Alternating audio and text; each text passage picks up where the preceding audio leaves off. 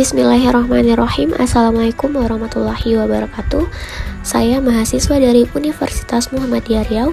Video ini saya buat untuk menyelesaikan salah satu tugas mata kuliah pengantar manajemen dengan dosen pengampu Pak Himat Tahtahinggo, SSE MBA. So, langsung saja. Baiklah, di sini saya akan membahas materi pertama tentang konsep dasar manajemen.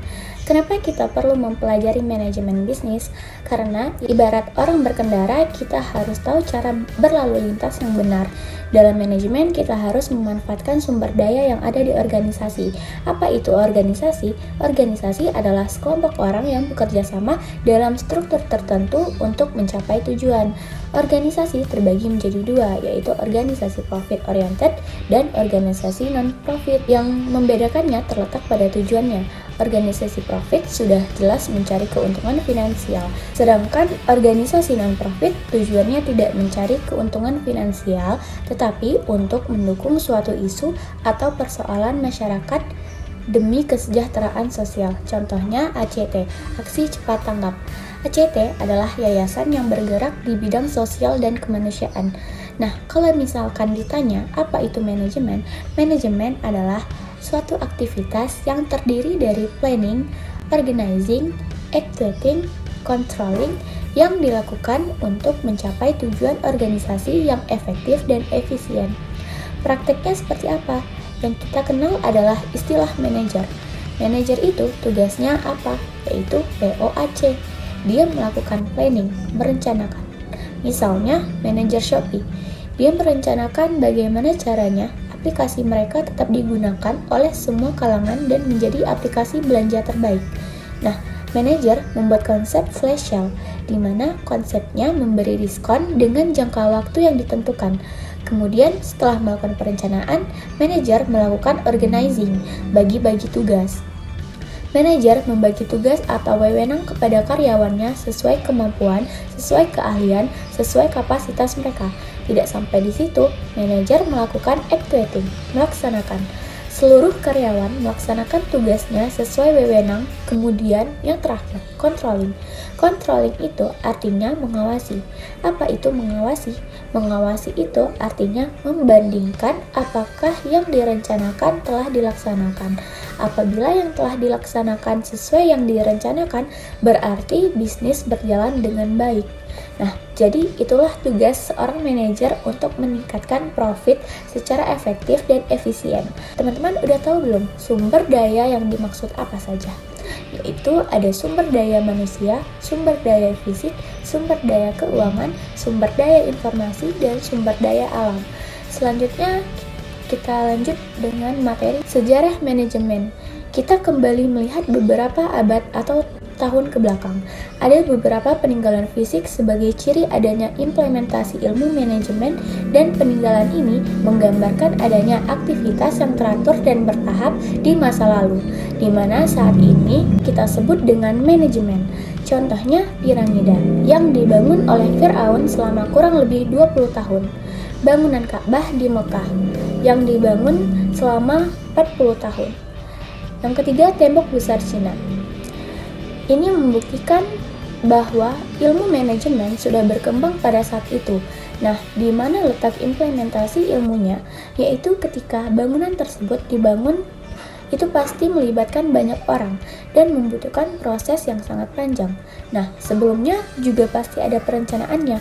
Pasti ada struktur organisasinya atau pembagian tugas tiap-tiap orang. Terus ada pelaksanaan dan pengawasannya sehingga bangunan tersebut bisa terbangun.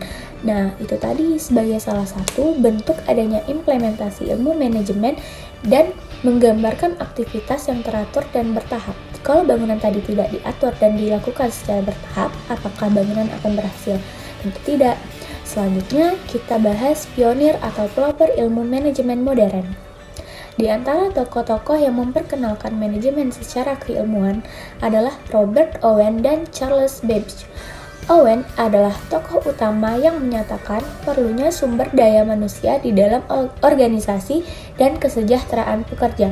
Sedangkan Babbage adalah orang yang pertama kali berbicara mengenai pentingnya efisiensi dalam kegiatan produksi khususnya dalam penggunaan fasilitas dan material produksi. Lalu, tokoh manajemen lain bermunculan seiring dengan perubahan besar-besaran dari kegiatan revolusi industri dan perkembangan kegiatan ekonomi.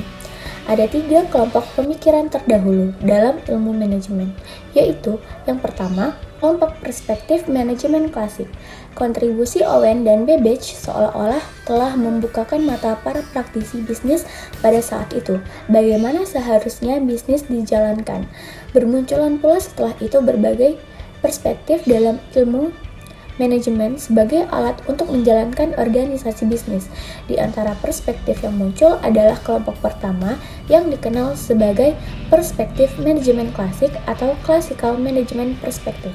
Perspektif ini terbagi menjadi 2 bagian besar, yaitu yang memandang manajemen sebagai sebuah proses saintifik atau scientific management dan manajemen sebagai salah satu sebuah kegiatan administrasi atau disebut dengan administrasi manajemen. Mari kita bahas dulu tentang kelompok manajemen ilmiah atau saintifik. Awal abad ke-20, produktivitas itu memang menjadi salah satu masalah terbesar. Banyak perusahaan atau organisasi bisnis pada saat itu sangat berkembang. Modal juga tersedia dengan mudah, tetapi output yang dihasilkan oleh para pekerja, terutama yang namanya standar, itu tidak dapat memenuhi kebutuhan. Nah, fenomena ini menunjukkan bahwa produktivitas pekerja dalam menghasilkan output produk yang diperlukan oleh masyarakat saat ini sangat rendah. Para manajer saat itu berusaha mencari jalan keluarnya, gimana caranya? Nah, di antara ide yang telah dihasilkan adalah dengan meningkatkan produktivitas bekerja secara individual. Ini kemudian dikenal sebagai kelompok aliran manajemen scientific. Siapa tokohnya? Tokohnya adalah Friedrich W. Tyler. Di antara kontribusi yang pernah diberikan Tyler ini ada yang dinamakan dengan Time and Motion Study mengenai penetapan standar kerja yang didasarkan pada perhitungan waktu. Nah, ini dirumuskan oleh Tyler ketika banyak para pekerja di perusahaan itu memang bekerja di bawah standar dari apa yang sebenarnya yang mereka mau kerjakan. Sebenarnya mereka memiliki kemampuan yang tinggi, tapi mereka memang tidak menetapkan standar kerja sehingga mereka tanpa motivasi atau bekerja seenaknya atau semampu mereka.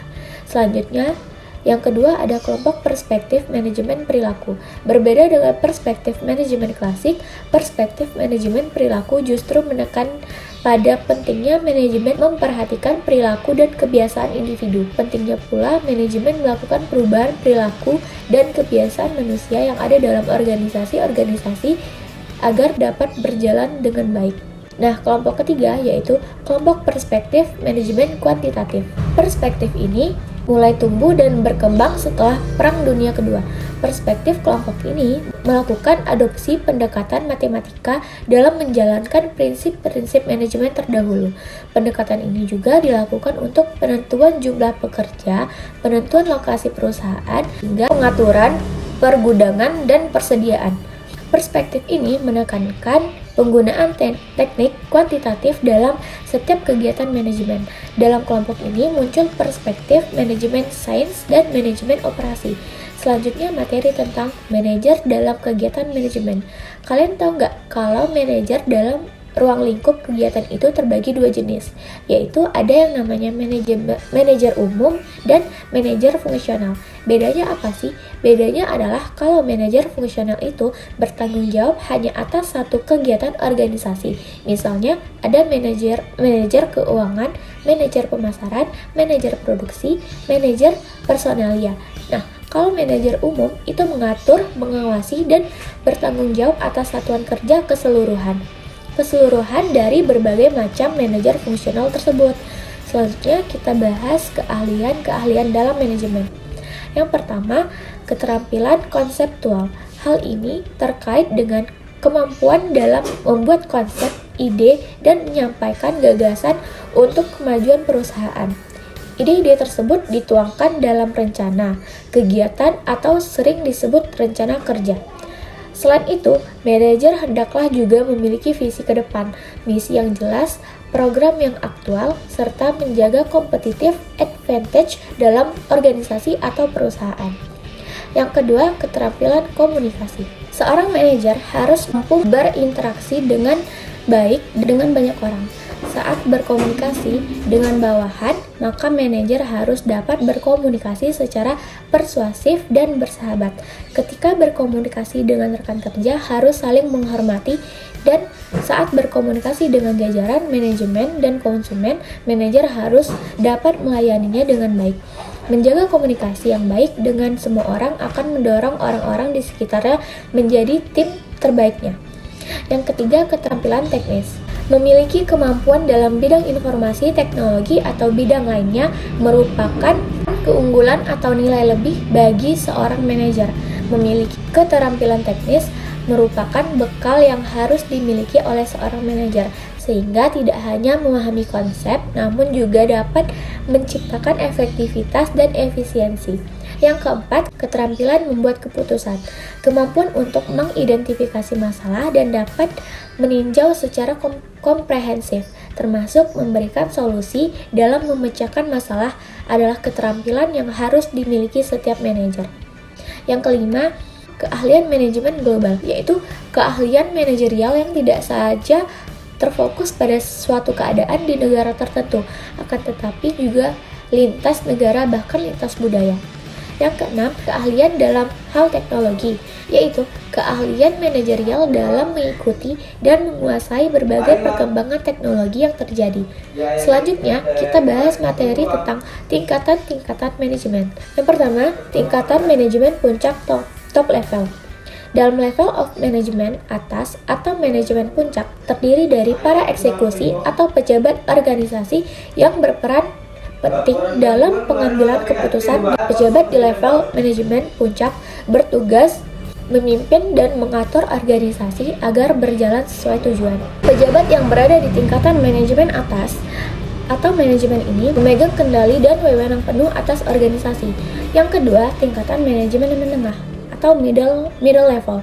Di bagian level of manajemen menengah, manajer middle level menjalankan tugas dan wewenang sesuai etika profesinya.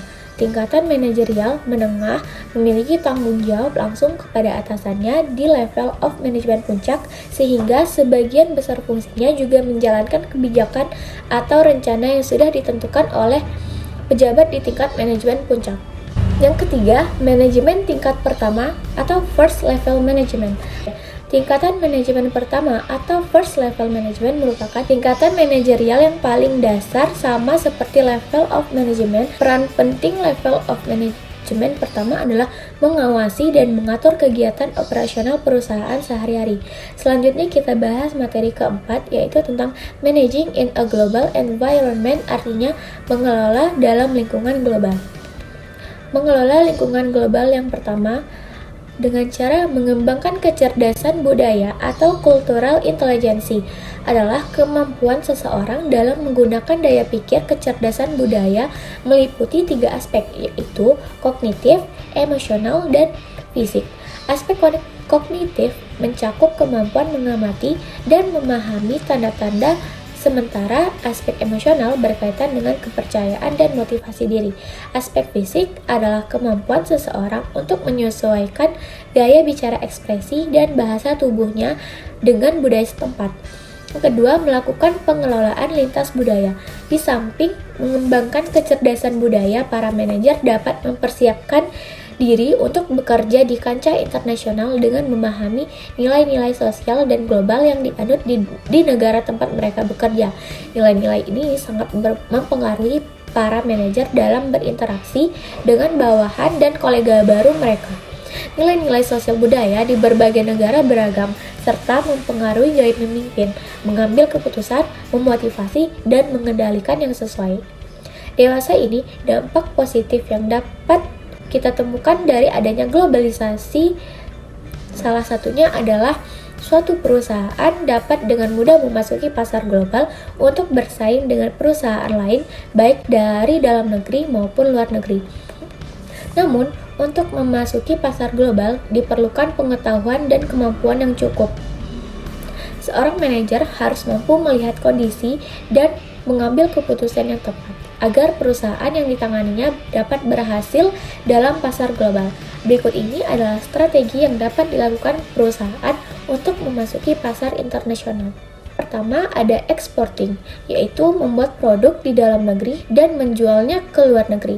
Yang kedua, global sourcing atau dikenal juga dengan nama global of sourcing, yaitu pembelian bahan baku ataupun tenaga kerja yang paling murah dari seluruh dunia. Cara seperti ini bertujuan untuk menekankan biaya sehingga bisa lebih kompetitif.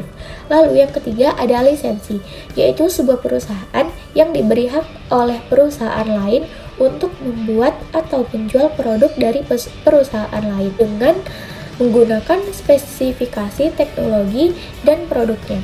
Yang keempat ada franchising, yaitu sebuah perusahaan memberikan hak kepada perusahaan lain untuk menggunakan nama dan metode operasinya. Selanjutnya, materi etika bisnis dan tanggung jawab sosial. Etika bisnis merupakan cara untuk melakukan kegiatan bisnis yang mencakup seluruh aspek yang berkaitan dengan individu, perusahaan, dan juga masyarakat. Etika bisnis dalam suatu perusahaan dapat membentuk nilai, norma, dan perilaku karyawan serta pimpinan dalam membangun hubungan yang adil dan sehat dengan pelanggan atau mitra kerja, pemegang saham, masyarakat. Nah, mengapa bisnis memerlukan etika? Yaitu 1. Meningkatkan harapan publik agar perusahaan menjalankan dengan etis. Kedua, agar perusahaan tidak melakukan tindakan yang membahayakan pemangku lain. Yang ketiga, dapat meningkatkan kinerja perusahaan. Yang keempat, meningkatnya kualitas hubungan bisnis. Yang kelima, agar perusahaan terhindar dari penyalahgunaan yang dilakukan karyawan. Yang keenam, terhindar dari pelanggaran hak pekerja. Yang ketujuh, mencegah perusahaan memperoleh sanksi hukum. Etika termasuk tanggung jawab sosial perusahaan.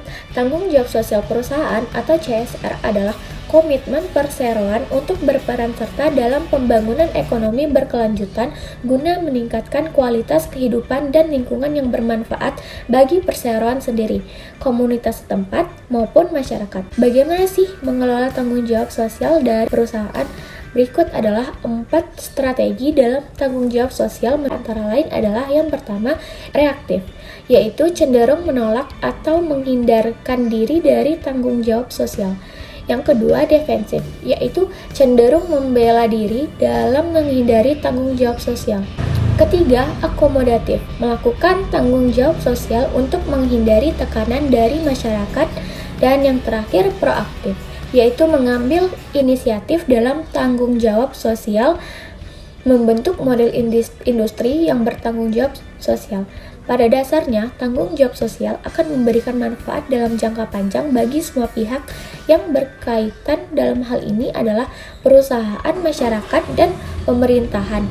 Adapun manfaat bagi perusahaan yaitu munculnya citra positif dari masyarakat akan kehadiran perusahaan di lingkungannya. Manfaat bagi masyarakat yaitu masyarakat akan memiliki pandangan baru bahwa hubungan antara masyarakat dan dunia bisnis perlu diarahkan untuk kerjasama yang saling menguntungkan kedua belah pihak.